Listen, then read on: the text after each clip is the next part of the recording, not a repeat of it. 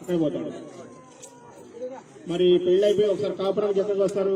పెళ్లి కొడుకు ఇంటికి వస్తారా, పెళ్లి కొడుకు ఇంటికి వెళ్తారా? పెళ్లి కొడుకు ఇంటికి వస్తారు. ఓకే. తర్వాత అమ్మాయి ప్రెగ్నెంట్ అయింది. ప్రెగ్నెంట్ అయినప్పుడు ఇక్కడ ఉంటుందా, వాళ్ళ తల్లిగారింట్లో ఉంటుందా? ఎప్పుడు పోతారు? ఏ నెలలో? ఎప్పుడైనా అక్కడ పోతారు. కాన్పు అయిన తర్వాత మళ్ళీ ఇక్కడ వస్తారు. కాన్పు అయింది, పిల్లాడు పుట్టినాడు. అప్పుడు ఏం చేస్తారు? పిల్లాడు పుట్టినప్పుడు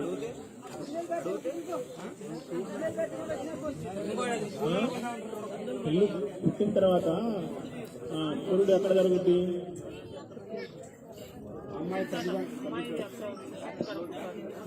సరే, అక్కడ జరుగుతుంది. తర్వాత ఎన్ని రోజులకు వస్తుంది మళ్ళీ ఇంటికి? మళ్ళీ అబ్బాయి ఇంటికి ఎన్ని రోజులకు వస్తుంది? తర్వాత పిల్లలు పుట్టినాక ఏమేమి కార్యక్రమాలు చేస్తారు, ఏమేమి పండుగలు చేస్తారు? ఉయ్యాలు వేయడం అని, పేరు పెట్టడం అని అవన్నీ జరుగుతాయా? పురునాడు పెళ్లి పెట్టుకుంటారు. ఉయ్యాల్లో వేసే కార్యక్రమాలు ఏమైనా ఉంటాయా? అలాంటివి ఏమి? ఆడపిల్ల పుట్టింది అనుకున్నాను. ఆడపిల్ల పుడితే మీరంతా సంతోషిస్తారా లేకపోతే బాధపడతారా? మగపిల్లలు పుడితే అందరూ సంతోషపడతారు అనుకో, అది వేరే విషయం. ఆడపిల్ల పుట్టినప్పుడు ఏమన్నా బాధపడతారా? అంతా ఒకటే, నిజంగా చెప్పండి. 10 మంది ఆడపిల్ల పుట్టిందని ఏడుస్తూ కూర్చుంటారు కదా, అదేమన్నా? ఆడపిల్ల పుట్టింది మాకు, ఇప్పుడు 4 ఆడపిల్లలు పుట్టారు అనుకో, అక్కడ పాపేస్తారా లేకపోతే ఇంకా మగపిల్లలు కావాలి, ఇంకా మగపిల్లలు కావాలి?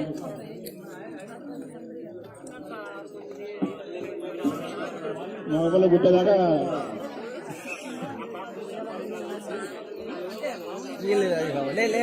ఇంకా జయంతులా? ఎవరు బాబు వీళ్ళ ఫాదర్ వాళ్ళు?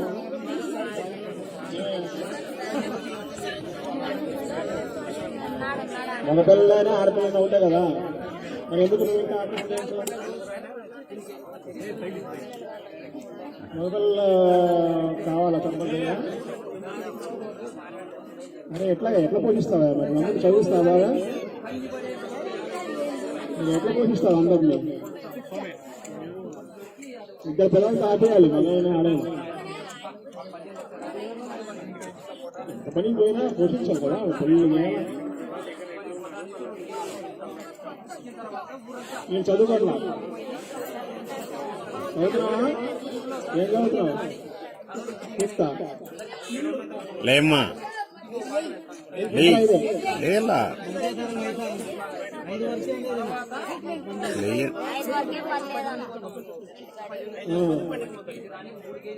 సరే. ఇప్పుడు ఆడపిల్లలు ఈ పెద్ద మనిషి అవుతారు కదా, పెద్ద మనిషి అయినప్పుడు ఏమి ఫంక్షన్ చేస్తారు? చెప్తున్నావు. అట్లయితే ఎట్లా? ఇంక నేను ఏం మాట్లాడుతున్నావు? నేను ఆచారాల గురించి మాట్లాడతాను. ప్రతి జాతికి, ప్రతి కులానికి ఒక ఆచారం అనేది ఉంటుంది. ప్రతి మనిషి జీవితంలో చేయాల్సిన పనులు కొన్ని ఉంటాయి. పుట్టినప్పుడు మగపిల్లడైనా ఆడపిల్లలు పుట్టినప్పుడు బాగా సంబరాలు చేసుకుంటాం, లేదా అందరూ సంస్కృతులు చేసి పెడతాం, పురుడు చేయిస్తాం, బారసాల అంటాం. బారసాల అని చెప్పి బారసాలు చేస్తాం. ఉయ్యాలు వేసినప్పుడు అందరికి పిలిచి భోజనాలు పెడతాం. అలాగే ఓణీలు ఫంక్షన్ చేస్తాం ఆడపిల్లలకి.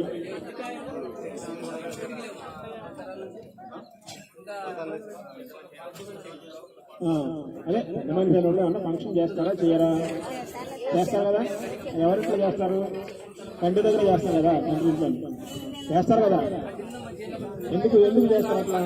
దానికి కారణం ఏమన్నా? వారు ఆచారం ప్రకారం చేస్తారు.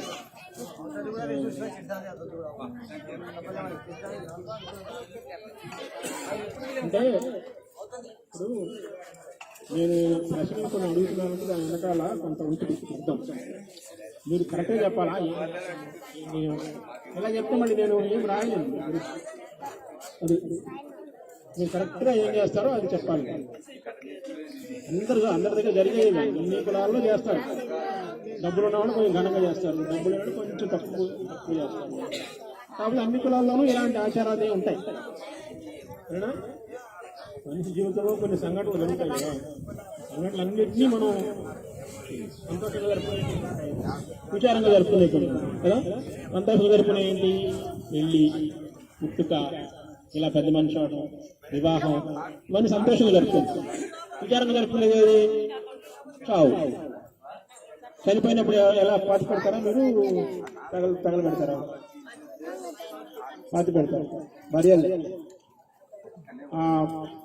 అది బరియల్ అంటే చనిపోయిన తర్వాత, పాడి కట్టిన తర్వాత అది ఏమన్నా కరోనా వచ్చి డాన్స్ చేయడం ఇలాంటివి ఏమన్నా మాట్లాడాలి, తీసుకెళ్ళి పాతి పెడతారు. మీకు సపరేట్గా శ్మశానం ఉందా, లేకపోతే మామూలు అందరూ శ్మశానం వాడతారు? అంటే పాతి పెట్టాల్సి చాలా తక్కువ మంది కదా హిందువుల్లో.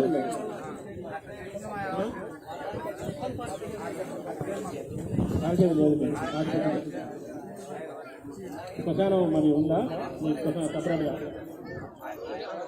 లంకలో ఉంది, లంక పక్కనే. అంటే చాలా కులాల్లో చాలా హిందూ మతం ఆచారం ప్రకారం తగలబెడుతున్నారు, దానికి శ్మశానం ఉంటుంది. పాతి పెట్టేవాళ్ళు కులాలు కొన్ని ఉన్నాయి. ఎస్సీల్లో పాతి పెడతారు, ఎస్సీలో పాతి పెడతారు. వాళ్ళకి శ్మశానం సపరేట్గా ఉంటుంది. మీకు సపరేట్గా ఉందా శ్మశానం? ఓకే. తర్వాత మరి చనిపోయిన తర్వాత కొన్ని చేస్తారు దినం, పెద్ద కర్మ, చిన్న కర్మ అని. ఎన్ని రోజులు చేస్తారు? చిన్న కర్మ కానీ పెద్ద కర్మ కానీ 5 రోజులకి 1, 11 రోజులు పూజ చేస్తారు. అది ఎవరైనా పూజారు వస్తాడా, లేకపోతే రాత్రి వస్తారా? మీ వాళ్ళే పేడపల్లి వేసుకుంటారు.